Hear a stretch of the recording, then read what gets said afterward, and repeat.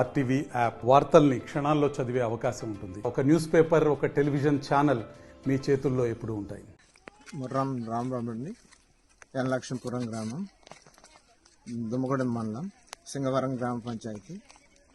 మేము అసలైతే ఇది మా తాతల తండ్రుల కాడ నుండి కూడా బండ్ల దారి మీద తిరుగుతున్నామండి. మేము తిరుగుతున్నది ఇక ఆఫీసర్లు కూడా చెప్పినాం, ఎన్నోసార్లు చెప్పినా కూడా ఈ ఆఫీసర్ గారు కూడా పట్టించుకోలేదు, ఈ అధికారులు కూడా ఎవరు వచ్చి పట్టించుకోలేదు. అందరు చూసేటోళ్ళే పోయేటోళ్ళే. కానీ అప్పటి నుండి కూడా బండ్ల దారి మీద తిరిగినప్పుడు అయినా కొద్దిగా మంచిగా తిరిగినామండి. మేము ఈ బ్రిడ్జి ఈ 2019లో కట్టినప్పుడు అది కట్టిన సంవత్సరమే గట్టిగా పెద్ద వాగు వచ్చి వాటర్ ఎక్కువై ఒక సైడ్కి వెళ్ళి కోసుకెళ్ళిపోయిందండి.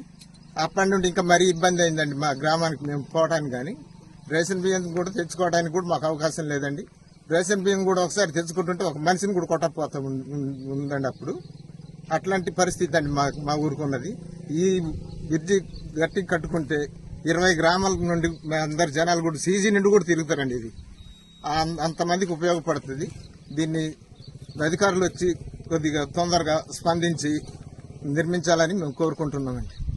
నా పేరు పాయం జయసుధ, మాది యనలక్ష్మీపురం విలేజ్, దుమ్మగూడెం మండలం, సింగవరం పంచాయతీ. మా ఊర్లో జ్వరాలు వచ్చినా అంబులెన్స్ రావడం కూడా చాలా ఇబ్బందిగా ఉంది. ఆర్ఎంపీలు రావడం కూడా ఇబ్బందిగానే ఉంది. బ్రిడ్జ్ సరిగా లేకపోవడం వల్ల ఇవన్నీ జరుగుతున్నాయి. అలానే ప్రెగ్నెంట్ లేడీస్ కూడా ఒకళ్ళ ఇబ్బంది కాల్ చేసినా కూడా అంబులెన్స్ రావడానికి దారి లేదండి.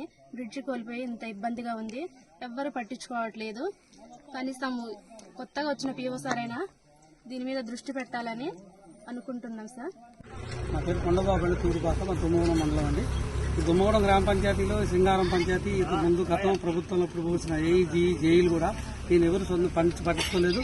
స్థానిక ఎమ్మెల్యే కూడా చాలాసార్లు చెప్పాం, ఆయన పట్టించుకోలేదు. కొత్తిమీర గారు కూడా. తర్వాత ఇప్పుడు కొత్త ఎమ్మెల్యే గారు వచ్చి కూడా ఎలక్షన్ మూమెంట్ లో మేము ఉన్నాం కొండబాబు అని చెప్పేసి ఆయన కూడా గెలిచిన తర్వాత వేరే పార్టీ పోవడం జరిగింది. ఆయన కూడా మేము మందలిచ్చాము, చెప్పాము, ఆయన కూడా స్పందించలేదు. మేము సీఎం గారు ఒకటే కోరుతున్నాం, ఈ ఏజెన్సీ ఏరియాలో నాన్ ట్రైబు అందరికీ దారి వెళ్తా ఉంటారు. భద్రాచలం ఇక్కడ నుంచి 12 కిలోమీటర్ల దూరంలో ప్రతి ఏది కావాలన్నా హాస్పిటల్ కావాలన్నా 108 రాదు, ఎవరు రారు. ఈ అధికారులు ఎలక్షన్ మూమెంట్ లో వస్తా ఉంటారు. అందరు నాయకులు వచ్చి ఓట్లు వేపించుకొని ఈ ఎస్టీ వాళ్ళని ఏజెన్సీ ఏరియాలో ఒకళ్ళ నమ్మించి ఓట్లు వేపించుకొని ఇట్లా దారుణంగా చేస్తున్నారండి. ఇది రోడ్డు ఇట్లా బండ్లు పోతా ఉంటాయి. ఇక్కడ నుంచి ఈ దుమ్మగూడెం మండలి గ్రామ పంచాయతీలు 23 గ్రామాలు, 23 పంచాయతీలు ఇట్లే పోతా ఉంటాయి. ఈ పక్కనే ఆంధ్ర 2 కిలోమీటర్లు. అక్కడ నుంచి దారిస్తులో బాగోసారు. ఇక్కడ నుంచి భద్రాచలం పోవాలంటే 4 గంటల జర్నీ పడుతుంది. ఏ ఆటో రావాలన్నా కానీ 500, 1000 రూపాయలు 2,000 అడుగుతుండ్రు.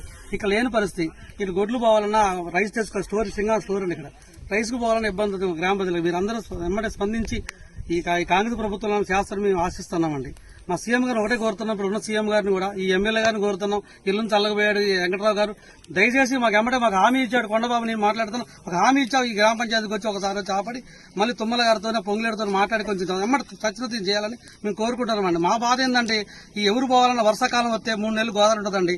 50 నడుగులు వస్తే భద్రాచలం ఎప్పుడైతే నీటి మట్టం పెరుగుతుంది, ఇక్కడ తూర్పాక నుంచి ఇక్కడ మొత్తం దగ్గర 6 కిలోమీటర్ దూరంలో సప్తం మొత్తం మురిగిపోతా ఉంటుందండి. ఈ జనాలు పోయిన పరిస్థితి 3 నెలల నుంచి బయట రారండి. చుట్టూరు గోదావరి వాగులు వంకలు ఉంటాయండి. ఆంధ్రాలో ఇప్పుడు అక్కడ నుంచి 2 కిలోమీటర్లు దూరం వచ్చిన తర్వాత అక్కడ సప్తాహ దగ్గర కూడా వాటర్ నిండిపో ఒక అబ్బాయి కూడా చనిపోయాడు ముందు గతంలో కూడా. ఇక్కడ ఒక అతను సింగారవతన నడుస్తుండి పోతూ గోదావరి అప్పుడు ఒక అతను చనిపోయాడు. ఎవరు పట్టించుకోలేదు, అధికారులు పట్టించుకోలేదండి. ఇప్పటికైనా ఈ ప్రభుత్వం మారింది, గత ప్రభుత్వాలు చేయలేదు. ఈ ప్రభుత్వం అన్న ఆ పీఓ గారు పట్టించుకోవట్లేదు, జైలు పట్టించుకోలేదు. చాలా మంది వీళ్ళు పిల్లలంతా పోయి ఎమ్మెల్యే గారి దగ్గరికి వెళ్ళి, ఎంపీ దగ్గరికి వెళ్ళి చాలా చేశారు ప్రభుత్వం. గత ప్రభుత్వం టీఆర్ఎస్ ప్రభుత్వంలో, ఈ ప్రభుత్వంలో కూడా తిరుగుతున్నారు. వాళ్ళంతా వ్యవసాయం రోజులు కొద్ది గొప్ప పోడు భూములు చేసేవాళ్ళు. ఎవరు పట్టించుకోవట్లేదు. ఉన్నోళ్ళని పట్టించుకోవాలని మేము కోరుకుంటున్నామండి. మీడియా ద్వారా మేము తెలియజేస్తున్నాం. ఇది కంపల్సరీ సీఎం గారి దగ్గర పోవాలి. మేము అందరం చేతులు ఎత్తి నమస్కరిస్తున్నామండి. కంపల్సరీ చేయాలి. వెంకటరావు గారు మాకు హామీ ఇచ్చాడు. హామీ కోసం మా ఈ ప్రజల కోసం, మా కోసం చేయమని చెప్పట్లేండి. ఈ రోడ్డు కోసం ఈ గ్రామ పంచాయతీలో 20 గ్రామ పంచాయతీలు ఇదే దారి పోతా ఉంటాయండి. భద్రాచలం ఇంత దగ్గరలో ఉన్న దాన్ని ఎవరు పట్టించుకోవట్లేదని మేము మీ విలేకరుల ద్వారా మేము చెప్తున్నాం. నా పేరు బాలనాగమ్మ, మాది యనలక్ష్మీపురం. మాకు ఎటు వెళ్ళడానికైనా దారి లేదు. కానీ వర్షాలు వస్తే చాలా ఇబ్బంది పడుతున్నాం. ఇంతకు ముందు అయితే వెళ్ళాలన్నా కష్టంగానే ఉండేది. ఇప్పుడైతే ఈ బ్రిడ్జి కట్టిన తర్వాత నుండి ఎటు వెళ్ళడానికైనా ఇబ్బందిగానే ఉంది. ఎక్కడ వెళ్ళినా డాక్టర్ రావడానికైనా, ఏదైనా ప్రెగ్నెన్సీ లేడీని తీసుకెళ్లడానికైనా చాలా ఇబ్బంది పడుతున్నాం. ఇంతకు ముందు అయితే చాలా మంది ఎమ్మెల్యేలు వాళ్ళందరూ వచ్చి చూశారు, కానీ చూసి వెళ్లిపోవడమే గానీ ఇక్కడ బ్రిడ్జిని అయితే ఎవరు పట్టించుకునేది లేదు. 23 మండలాలు ఉన్నాయి కానీ ఎవరు రారు. వాళ్ళు మాత్రం తిరగడానికి మాత్రం వెళ్తారు, కానీ ఇలా ఇక్కడ బ్రిడ్జి మంచిగా లేదు, ఇలా రోడ్డు పోపిద్దాం, బ్రిడ్జి మంచిగుంది ఎలా చూసుకుందామని లేదు. కానీ వాళ్ళకి ప్రతిదీ తిరుగుతూ ఉంటారు.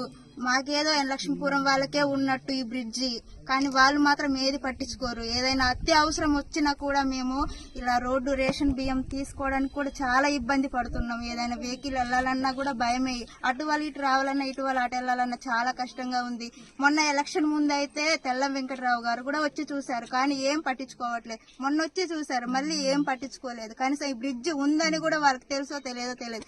కానీ పిల్లలు చదువుకోవడానికి కూడా చాలా ఇబ్బంది పడుతున్నారు. రోడ్డు లేదు, ఇలాంటి బ్రిడ్జి ఉండడం వల్ల మేమైతే చాలా ఇబ్బంది పడుతున్నాం. మా వల్ల అయితే మేము సహకరించింది అయితే మేము చేసాం. ఇంతకు ముందు మొన్న సమ్మర్ లో కూడా కొంతమంది ఇలా వెళ్ళడానికి కూడా చాలా ఇబ్బంది పడ్డారు. వర్షాలు వస్తే ఏమో ఇబ్బంది పడుతున్నారు. ఇక్కడ చాలా మంది చనిపోవడం కూడా జరిగింది ఈ రోడ్డు దగ్గర. ఈ బ్రిడ్జిని చూసి కూడా చాలా మంది చూసి వెళ్ళిపోతున్నారు, కానీ వాళ్ళు ఎలా తిరుగుతున్నారు ఏంటని కూడా ఎవ్వరు కూడా ఆలోచించట్లేదు. అలా అని పోదం వీరయ్య గారు కూడా అప్పుడు ఎలక్షన్ లో గెలిచారు, చూశారు, ఇలా కట్టించారు బ్రిడ్జి. అయినా కూడా కుదరలేదనేసి ఇలా వదిలేసి వెళ్ళిపోతే మేము ఎలా తిరుగుతామని కూడా వాళ్ళు ఆలోచించలేదు.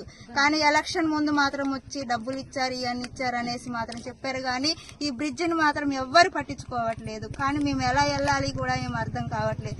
కానీ ఈ రోజుకైతే వర్షాలు వస్తేనే ఈ బ్రిడ్జి గుర్తొస్తుంది వాళ్ళకి, కానీ వర్షాలు రాకపోతే ఎవరు గుర్తురారు. కానీ 23 మండలాలు ఇలా తిరుగుతారు, కానీ ఎవ్వరికి అవసరం లేనట్టు ఉంటారు. ఏది మా ఊరికే ఉన్నట్టు అవసరం.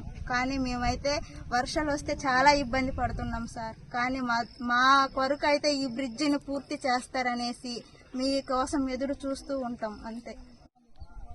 నా పేరు ముర్రం రత్నకుమారి.